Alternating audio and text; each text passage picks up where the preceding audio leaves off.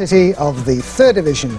Your commentator down in London at Selhurst Park, John Hell. Well, Dwayne Darby's goal 2 weeks ago gives Hull genuine optimism for a rare taste of glory against a Palace side that hasn't won at home this season. Actually, that's a bit of a conundrum because they have won here at Selhurst Park, but it was in their away fixture against Wimbledon, who of course share the ground.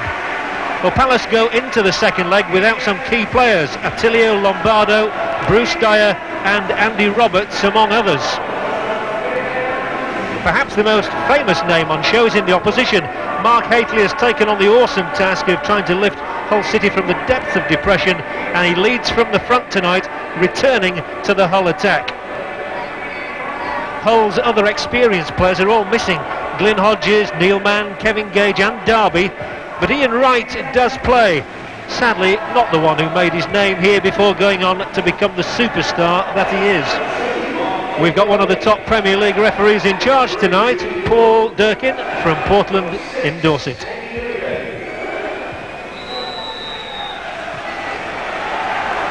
Well, the Tigers need to roar tonight, and their supporters, and Mark Hateley said there are about 1,500 of them here in London, certainly made a good noise for the start of this game.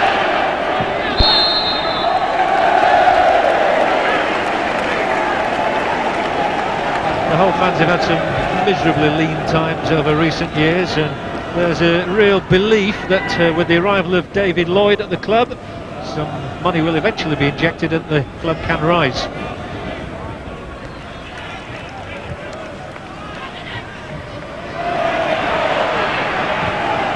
This is Peacock, who treads on the ball, but gets a second stab at it.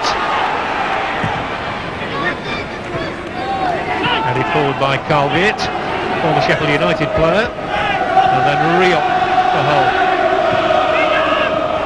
It's found its way into Hateley. What Hull really do want is an early goal. He's offside, it won't count. They're shouting and the Hull fans, but it's no goal. What a lovely moment it would have been for Chris Betley to tuck that one away, but it doesn't count. He was offside and the flag was raised well before he put the ball in the net.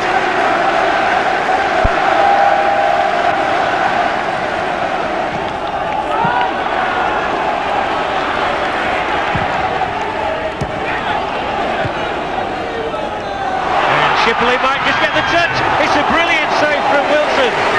Shipley given a glimpse of the Hull City net there. Looks as though he's going to beat Wilson, but the Hull goalkeeper, who's only just returned to the side, makes an instinctive stop, and what a fine save that is. Gordon's corner for Palace. Hull can't afford to concede here, and they won't do because there's a free kick. And it's Winnigan. Not a good one from him. On right, slight miss kick. Tony Bryan's there alongside him, the experienced Bryan, and he's hit a good long ball in here, and there might be another chance for Hull City. Brydarson across, but if Betley sticks to his task, Hull can still get something from this. Oh, the reverse ball was perfect for the Israeli.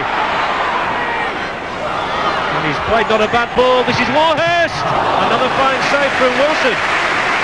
Steve Wilson is on top form and he's keeping Crystal Palace at bay.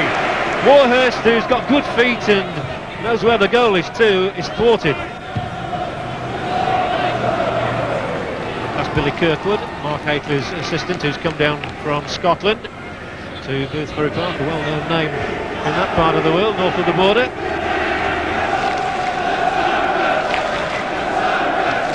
Hull certainly tried to play football in the first leg at Boothbury Park.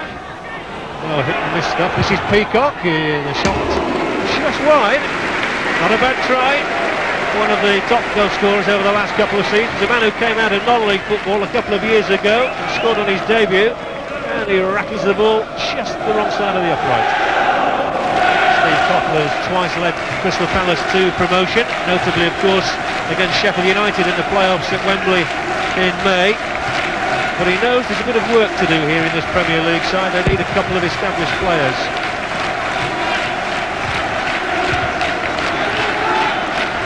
That's a nice knockdown for Hateley. And Hateley goes on. Has he taken it one touch too far? He has. Nothing wrong with the approach work. one of those who had to be alert and to get across there.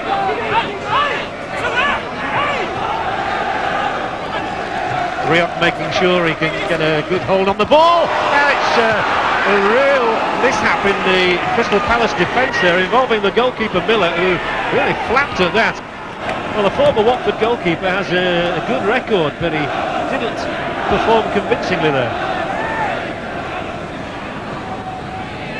Palace have been very nervous at home this season. Even on Saturday they led 2-0 against Bolton and in the end only won a point. But Linnigan has pushed the ball forward this time. Warhurst, they've a lot of bodies in here, Palace now. Oh, there's an appeal for a handball, a very loud appeal as well, and I'd certainly like to see that again. And in fact there you see Zohar claiming a handball. The referee would have been unsighted from his position. There might still be something here for Palace. Now a total miss in there by Viet. Fresh air shot. More defending for Hull to do. Well, that was the moment where I thought a handball might well have been given. Well, Hull have given a good account of themselves and they've managed to get the ball up into Palace territory again, and young Chris Bettany's working hard here. And he'll try and feed one into Haitley, and Mark Haitley might just get in. Well, he may not be as quick as he used to be. In the old days, Haitley might have been in there, but Boxall nipped it away from his toe end. Still, Hull have a corner. And they've already shown that they do have height that can trouble the Palace defence. Miller hasn't looked comfortable at all as yet. And up go all the defenders. Greaves is in there, Wright's in there, Hocking's in there. Richard Peacock. And he's delivered it long, and here comes Wright! And Ian Wright has done the unbelievable. He scored for Hull City. They are jubilant, almost disbelieving. It's Wright's first goal of the season, and what a team to get it against. And Hull City, very much the underdogs. They can't score goals at all in the league, but they now lead Crystal Palace by 2-0 on aggregate, courtesy of this thumping header from Ian Wright. Inside Miller's left-hand upright, direct from Peacock's corner kick, and what a moment to cherish for Hull City, for Ian Wright and the travelling fans. Crystal Palace worried enough to be making a substitution, and it's Danny Boxall who is going off, sweeper, and this must be a tactical move. So sweeper is withdrawn, and an out-and-out striker, George Endar, is on for his first appearance of the season. He's got pace to burn, this fella. Long challenge, and the referee says play on because the free kick would have gone to Palace anyway. Shipley. Easy balls for Hull to eliminate, but the referee says play on, and there's danger this time. Gordon was flinging himself at the ball there, and Hull kept it away from Dean Gordon, the fullback who loves to get forward, and that's the end of the half. And what a half for Hull City. They've got a few heroes out there. The goalkeeper Steve Wilson, for one, who's made some exceptional saves, and the goal scorer Ian Wright, his first of the season. What a time to get it. Half time is Crystal Palace 0, Hull City 1. And away we go again. And we're interested as to what Mark Haitley said to his players at half time. I think he said more of the same. Keep your nerve now. Because Palace are bound to throw everything at Hull City. That wasn't a bad touch, and this is a good one, and well, it looked as though Viet was in, and that man Steve Wilson can do no wrong at the moment. The Australian looked a certain scorer. Zohar initially, a little touch from Warhurst, a neat one it was to Shipley, it was in fact, and then Viet rammed it against Wilson's knee. Dean Gordon now on the right foot. This is over the top. It's exactly what we expected, is this tie. Hull pulling people behind the ball, Palace coming forward in numbers, and Dean Gordon on his right foot this time puts it over. Just three up in the centre.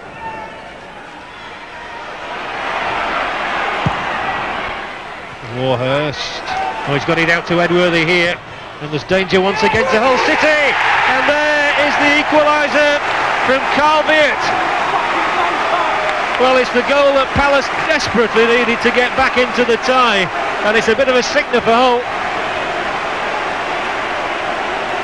But Carl Viet timed the run perfectly, and Koppel shows the relief. There's a lovely touch on there to Edworthy. The cross was perfect for him, and diving in at that one, Carl Viet gets the equaliser that Palace so badly needed. Shipley got his header through for Edworthy, and now he'll carry on running here, but it's shepherded back nicely by the right. Oh, and a poor touch, and Haitley seeks to take advantage. The ref says play on. Can Mark Haitley finish it here? Well, it was a good try from the former England man, and Kevin Miller has kept Crystal Palace in the Coca-Cola Cup. The slip by Linnigan enabled Haitley to get in, and he rolled back the years, thumped the shot in, and it was heading for the top corner.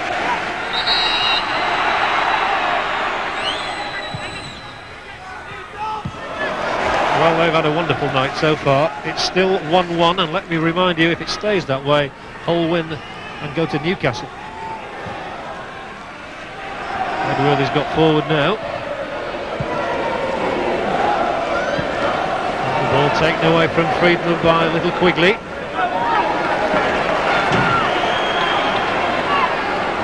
Friedman did enough there though, and Palace have the throw. And it's going to be played in here. Oh, danger! Oh, it's gone in! And stretched out that long leg of his, and Palace have the lead for the first time on the night. And there didn't really seem too much on there. But George Ndar has resurrected Crystal Palace hopes for Steve Koppel. And it all came about because Dougie Friedman had hustled, he then crossed the ball in, it was flicked on, and Wilson was stranded. And that's where it was played in by Friedman, then the flick on, and the touch in by George Ndar, the substitute. Remember, the tie is now 2-2 on aggregate, but Hull would go through after a period of extra time if it stayed that way.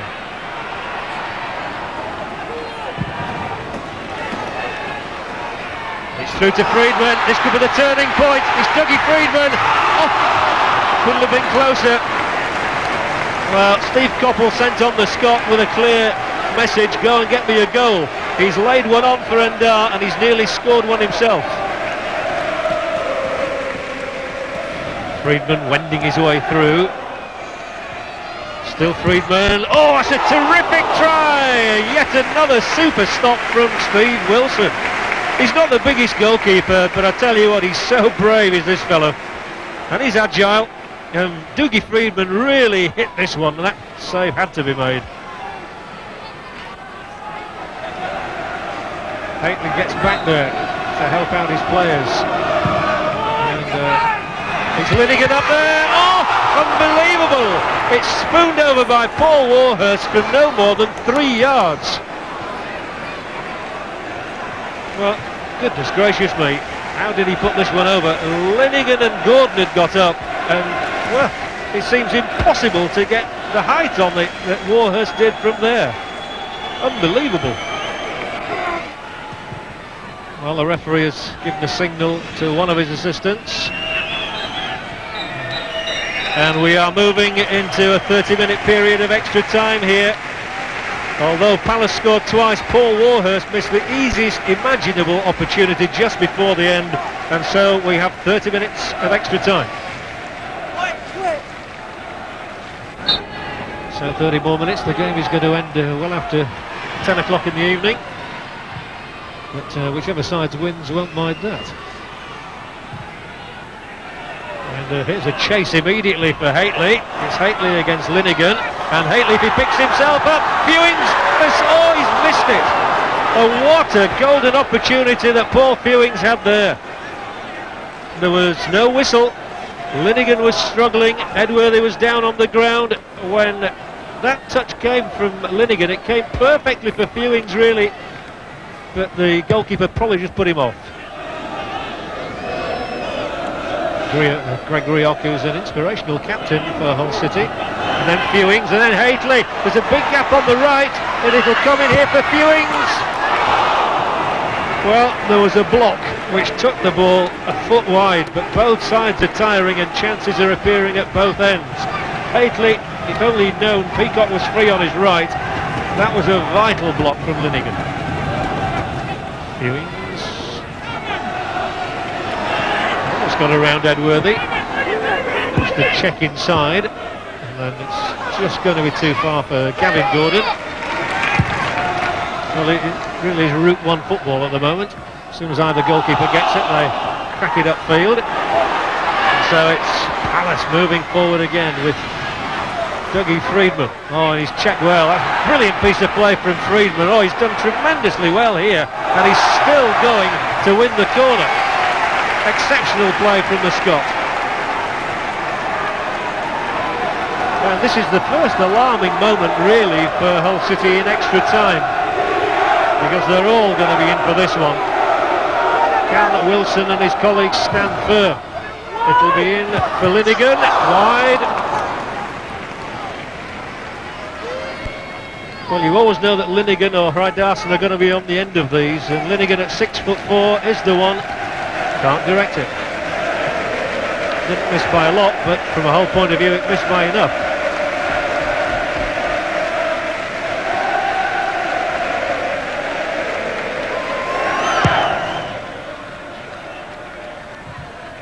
Fewings did really well to keep that in.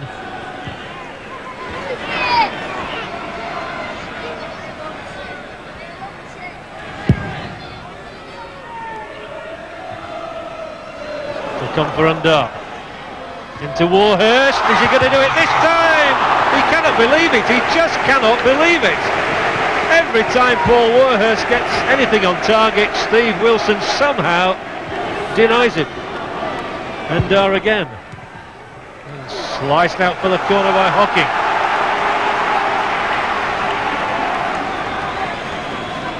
Warhurst did so well to elude Wright that Wilson has done magnificently tonight.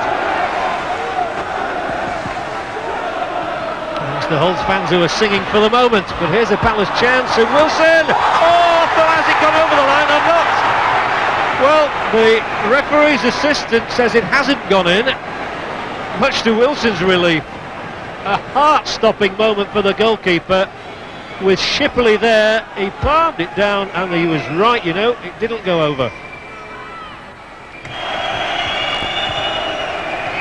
Well, it's been a valiant performance to hold on against the Premier League side of the quality of Crystal Palace. And they're still holding on. Shipley, the Palace fans roaring, the ball in towards Warhurst. And it's that young defender Hocking who turns it away. And Hull City, 91st in the Football League, send their supporters into delirium. They've knocked out Premier League Crystal Palace. Mark Haitley, the player-manager, played his part. The early goal by Ian Wright is the one that has done the trick, along with Steve Wilson's bravado. Hull City go through on the away goals rule. Palace won on the night, 2-1, but Hull go through on the away goals. Terry Yorath in the studio. Fantastic game, and really no more than Hull deserved, was it? Oh, they completely deserved it. You know, they were in the game right from the beginning. They battled. They did everything a manager hoped for, and he was a good example for them. He led from the front. He still looked bewildered at the end, didn't he? Couldn't believe it, I don't think. I think he'd be thinking to himself, why can't we do this in the league? Well, how do you account for a side right down at the bottom of the third division doing that to a Premiership club? Well, I think, you know, sometimes you need a break. You need a bit of luck, and perhaps that's Hull's break this evening, you know, and they'll be looking to do that in the league and get more points on the table, and they'll be looking forward to Newcastle. OK, well, we'll be looking at the game in more detail in a moment, but now let's find out the views of those close to the action down at Selhurst Park. They've been talking to John Helm. Yeah, we dug in deep. I pulled off a few good saves, but we defended well, and to be fair, we could have scored a few chances, I know. You're a Hull-born lad. What does it mean to you after so many lean years? Brilliant. I mean, I've had my time here. I've been here about 6 or 7 years. I've been in and out of the first team, and this has been a great day for me. And we'll be coming from Mullinall and bring on Newcastle, really. And you don't get too many goals. What a one to get tonight. Yeah, the gaffer said this morning it's about time I scored, so when I did, it was pleasing for everyone, I think. Could you believe it when it went in? Not initially, but once the lads came and give us a round of applause, right? It was. Now, when it got to 2-1, did you begin to think, oh, we've blown it? Not really. They've got to score another one, else we'd go through in the away goals, and we just had to dig deep and defend for our lives, really.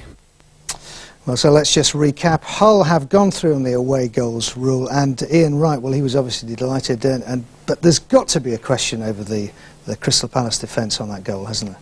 Well, at the beginning there was somebody picking him up, but they ball watched. They went towards the ball was floated over their heads, and there he is on his own. He's definitely got the right name. Good goal for Hull, great goal for him to settle down and for him to compete in the tie. And perhaps watching for Mark Hateley there. Well, yeah, Mark is obviously the danger man, that's what they'd be thinking. And probably nobody in the Palace side would have heard of this Ian Wright, but they know now. They did so well, Hull, and just when you thought that they weren't going to concede at all, Carl Vitt popped up with a goal. Well, Palace weren't playing that well. You know, their final ball in was bad, but here's the first one. That's probably the best cross they had all night. Maybe the goalkeeper could have come for it, but he's taken the goal very well. Good ball inside the fullback, great cross. Gets people thinking, and up he pops. No chance for the keeper then? I thought he might have come for it. I thought he had a chance for it. Okay, even at 1-1, Hull still came forward. Great chance for Mark Hateley, wasn't it? Well, we were saying, should they sit back and let Palace come at them? But they didn't, you know, and there's Hateley, he's harassed and he's chased. I mean, the best part about that is he hits the target, makes the goalkeeper make a save. Tragedy, really. We all thought, well, when Georgian Dar got that second, that was going to be it. Well, it was another cross. They had a little bit of a flick on at the near post, and then it ends up him screwing his leg around the defender and putting it in the back of the net.